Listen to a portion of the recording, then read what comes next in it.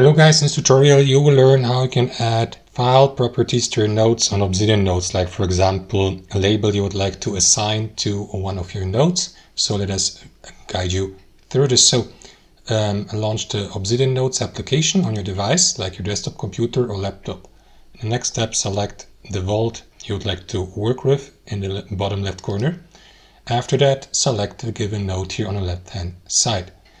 Open it in a new tab, right click into it and select open in the new tab. Next, right click into the tab, and from here guys, what you want to do is hover your mouse over open linked view, and here choose open file properties.